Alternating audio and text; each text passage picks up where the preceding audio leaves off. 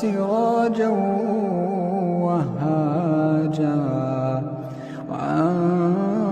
وأنزلنا من المعصرات ماء ثجاجا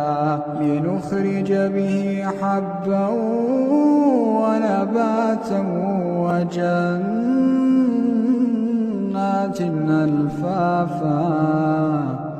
إن يوم الفصل كان ميقاتا يوم ينفخ في الصور فتأتون أفواجا